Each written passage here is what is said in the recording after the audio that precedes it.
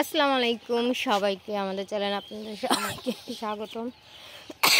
আমার দুটো করে বাচ্চা, দুটো মুরগি থেকে অনেকগুলো আলহামদুলিল্লাহ বাচ্চা ফুটেছে। এই হচ্ছে মুরগির সাথে 10 পিস আলহামদুলিল্লাহ, আর এই হচ্ছে মুরগির সাথে 13 পিস আলহামদুলিল্লাহ মাশাআল্লাহ।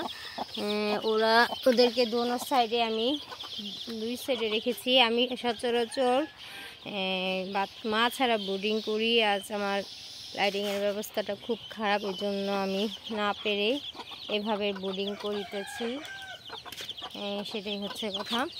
আমি দুই জালিতে দুই শেডে মুরগিদের রাখছি, আপনারা দেখলে বুঝতে পারবেন।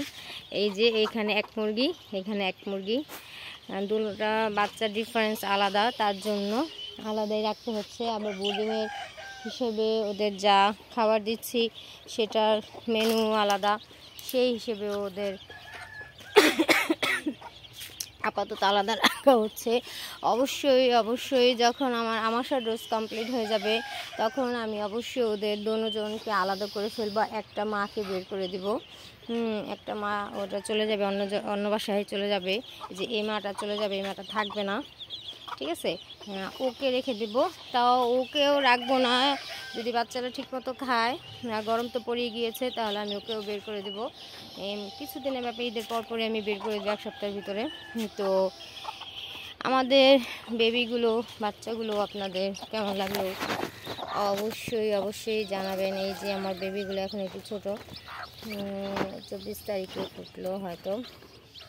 তো কেমন হচ্ছে, কেমন হলো অবশ্যই দোয়া করবেন আমার বেবিদের জন্য। আমার বেবিগুলোর যেন অবশ্যই ভালো থাকে, সুস্থ থাকে। আমি অনেক যত্ন করে পালতেছি, আল্লাহ ভরসা, আল্লাহ যা করবে তাই মেনে নিব, সেটাই।